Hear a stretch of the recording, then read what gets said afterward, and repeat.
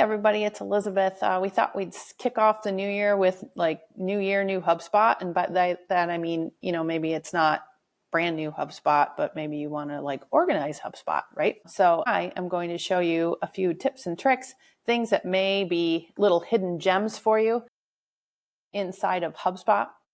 My first one is to set up teams if you haven't done so already, because teams in HubSpot, you can use them across the board, right? You can use them to get form notifications.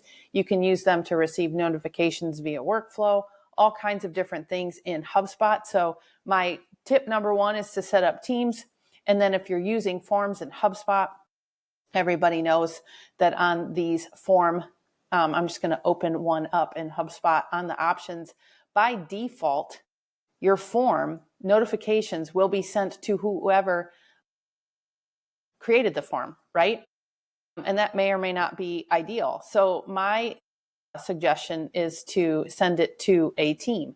The reason why is then if somebody were to leave your organization or join your organization, all you have to do is come in to HubSpot, add them to HubSpot, add them to the team, and then HubSpot will automatically update them everywhere else inside of HubSpot. Another thing on forms is to come in and check to see what defaults are on. A lot of people I've noticed along the way, they just stick with the defaults, right? And HubSpot has a lot of options for you, particularly on like form follow-up. You can set life cycle stages. You can even have forms add people to a marketing campaigns, all kinds of different things in HubSpot. So definitely go into your forms. That's a good one. Take stock of all of your forms that you have, maybe clean up, archive some that aren't being used anywhere, but then go in and optimize, check those, because you definitely don't want to skip those lead follow-ups, right? Those are really important, really critical. So have them go to your team instead of an individual. So that's pro tip number one. Number two, I think this is kind of a fun one. HubSpot has a universal search. I don't know if you knew this, but this one up at the top, I say universal because it searches your portal, HubSpot's knowledge base, and then HubSpot Academy, right? So I just typed in lifecycle stage. All HubSpotters know that's a default HubSpot property. But you can look and see, hey, there's settings, knowledge base articles, HubSpot Academy. These are some places where that lifecycle stage is used. But the little nugget that's up here, everybody, is this contacts, companies, deals. Look, there's a filter. So if you need to get to something quickly, you can use these filters, right? The other thing is if you have a naming convention or like repeatable phrases or something like that, like you're using a snippet, for example, in notes, you can search notes. So let's say, I don't even know if this is going to return anything for me, but let's say I wanted to search for the word John in notes. You can see I don't have any, but you can use that to search keywords and get to notes. So that's another little hidden nugget right there. Yeah. The next tip that I have for HubSpotters is to set HubSpot up for your team. This is like the biggest win, I think, about HubSpot. We just set up teams. We're using teams for forms, but you can also customize views, right? So either, let's say you have one view, that's totally fine. But you know what? I'm not using, let's say, Service Hub, for example. You could use, remove different cards from your view. You can reorganize these too. You can add or remove things as needed. You can edit things, like let's say if you needed more information in the About This Contact section, you can add more for that.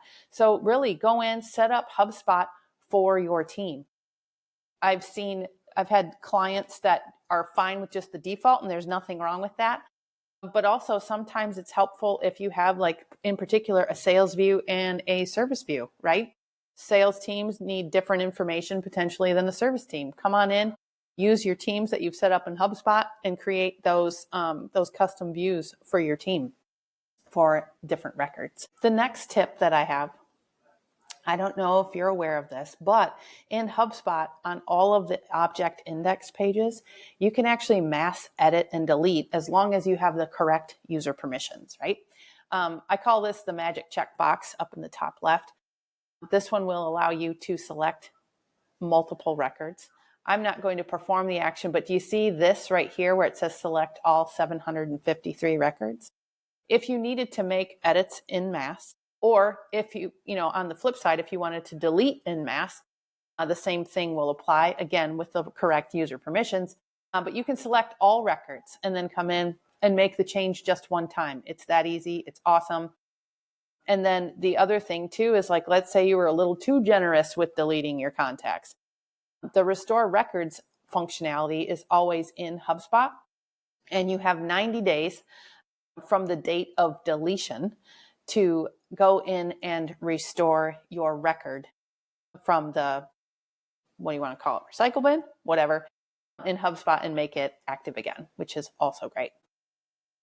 Another little hidden gem in HubSpot is the bookmark. If you have a lot of items going on, maybe not items, you're in the control. Nope, also wrong.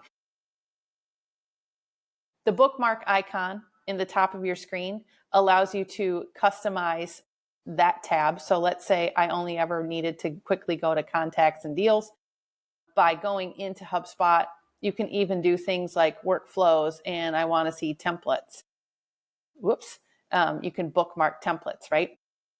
If you go in, it'll help you customize that, bookmark it, kind of like a bookmark tab or a bookmark in your browser. The other thing that I wanted to bring up as one of my favorite tips, and I think this is one of the most underused pieces of HubSpot, again, if you have the correct user permissions and seats, snippets.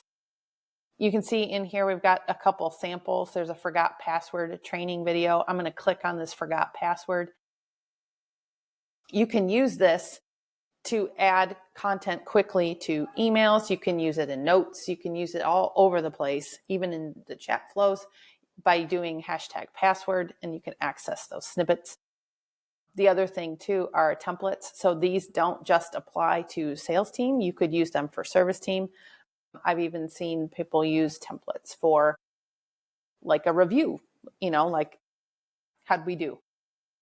Send us a review, or do you mind filling out this thing? So templates are multi-purpose for sure, but they definitely don't just live in sequences. You can apply them to regular one-to-one emails, and you can get that in the HubSpot extensions and the mobile app, which is really cool too. Another pro tip is to come in to all of your tools in HubSpot now that it's like, do a little pre-spring cleaning, right? Come in, analyze your workflows, look at the health of your workflows. This new analyze and health tool, it's not new, but it is new-ish in HubSpot. It will definitely help you figure out what you need to fix, what's working, what's not working. And then same with sequences, right? If you're using sequences in HubSpot, you can come in, look at the analytics on all of your sequences, and maybe there's some that are overperforming, maybe there are some that are underperforming, and go from there. Another one that was a recent discovery to me, if you go to templates and under analyze, there's this little hidden gem called view sales content analytics. You can see templates, documents, and sequences all in one view. So you can see how everybody's doing, kind of analyzed by user or by template. Documents, same thing. You can see how many views, how many unique visitors, how many shares, time spent viewing documents. This will give you great insight into the document, if they're relevant, if people are finding value in them, and then you can make adjustments and go from there. Same with sequences. You can see how they're performing, and then it'll help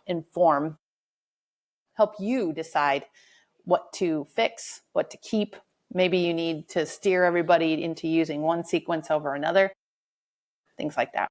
Another little hidden gem in HubSpot that I find a lot of people aren't aware of is this share this report feature. When you do that, a little drawer opens up. You can share this report. You can either do it one time, or my favorite is recurring email. So let's say you have a meeting, like a weekly marketing meeting, and you need to provide your KPIs, right?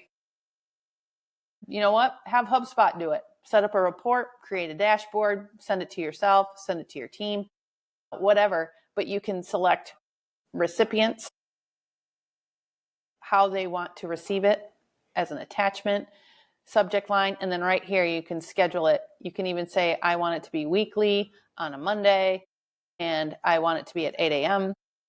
And then you can do it that way, and then you don't have to go in and pull manual reports. If all of the data is in HubSpot, have HubSpot do it for you. The same functionality is available on dashboards as well. It's a little bit different. It says share and then email this dashboard. Same thing, where you can set it up as a recurring email or just send it one time. With dashboards, you can do different types of attachments.